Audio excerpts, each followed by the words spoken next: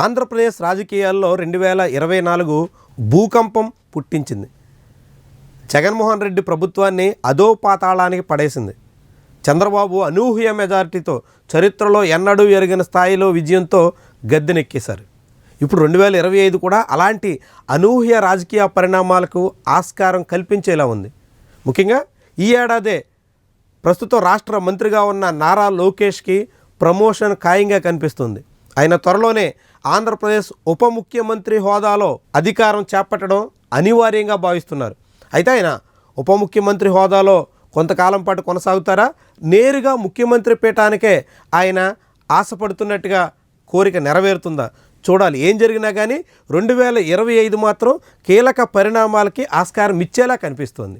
అయితే నారా లోకేష్కి ఉప ముఖ్యమంత్రి హోదా కట్టబెట్టాలని తెలుగుదేశం పార్టీలో ఇప్పటికే డిమాండ్ల పరంపర వినిపిస్తుంది. చాలామంది స్వరం వినిపిస్తున్నారు. ఆ పార్టీ అధికార ప్రతినిధిగా ఉన్న మహాసేన రాజేష్ లాంటి వాళ్ళు బహిరంగంగానే వ్యాఖ్యానిస్తున్నారు. నారా లోకేష్ పడినటువంటి శ్రమకి, ఆయన ఎన్నికల్లో అధికారం కోసం పడినటువంటి కృషికి ఖచ్చితంగా గుర్తింపుగా ఉప ముఖ్యమంత్రి హోదా ఇవ్వాల్సిందేనని బహిరంగంగానే డిమాండ్ చేశారు. ఆయనతో పాటుగా అనేక మంది సోషల్ మీడియాలో స్వరం పెంచుతున్నారు. నారా లోకేష్కి మద్దతు బలపడుతుంది. ఈ నేపథ్యంలో త్వరలోనే నారా లోకేష్ ఉప ముఖ్యమంత్రి హోదా దక్కడం అనివార్యంగా అంతా అంచనా వేస్తున్నారు. వాస్తవానికి ఆంధ్రప్రదేశ్ మంత్రివర్గ పునర్వ్యవస్థీకరణ మార్చి తర్వాత జరగబోతోంది. దానికి తగ్గట్టుగా నాగబాబుకి రాష్ట్ర మంత్రి హోదా కట్టబెట్టబోతున్నట్టు ఇప్పటికే చంద్రబాబు నాయుడు అధికారికంగా ప్రకటించారు. పవన్ కళ్యాణ్ దాన్ని ధృవీకరించారు. తొలుత నాగబాబుకి ఎమ్మెల్సీ హోదా ఇచ్చి ఆ తర్వాత మంత్రివర్గంలో తీసుకోబోతున్నట్టుగా వెల్లడించారు. దాంతో నాగబాబు ఎంట్రీకి రంగం సిద్ధమైంది. అయితే నాగబాబు ఎంట్రీతో పాటుగా మంత్రివర్గంలో మరిన్ని కూర్పులు చేర్పులు అనివార్యంగా ప్రస్తుత పరిణామాలు చెబుతున్నాయి.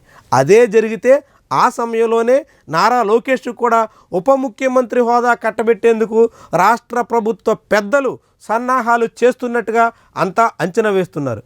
దీన్ని నారా లోకేష్కి నిజంగానే ఉప ముఖ్యమంత్రి హోదా ఇస్తే పవన్ కళ్యాణ్ ఎట్లా ఆమోదిస్తారు, ఏ రీతిలో ఆయన అనుమతిస్తారు, ఏ రకంగా దాన్ని ఆయన ఆస్వాదిస్తారు అన్నది కీలకమైన వ్యవహారం. ప్రస్తుతం ముఖ్యమంత్రిగా చంద్రబాబు నాయుడు, ఉప ముఖ్యమంత్రిగా పవన్ కళ్యాణ్ ఇరు పార్టీల అధినేతలు కలిసి ఉమ్మడిగా ప్రభుత్వాన్ని ముందుకు తీసుకెళ్తున్నారు. అయితే ఈ ప్రభుత్వ వ్యవహారాల పట్ల ఇరువురు భిన్నమైనటువంటి ధోరణులతో సాగుతున్నారు. ముఖ్యంగా తిరుమలలో జరిగినటువంటి తొక్కిసలాట అందుకు ఉదాహరణగా మనం చూడొచ్చు.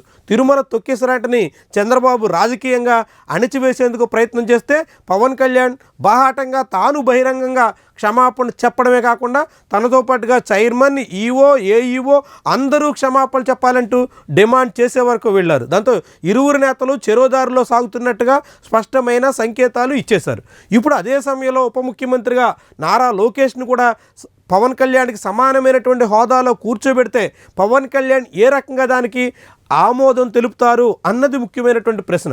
ఒకవేళ పవన్ కళ్యాణ్ నారా లోకేష్ని అంగీకరించినప్పటికీ జనసేన శ్రేణులు, నేతలు, పవన్ కళ్యాణ్ అభిమానులు ఏ రకంగా దాన్ని జీర్ణం చేసుకుంటారు అన్నది కూడా ముఖ్యమైనటువంటి అంశం.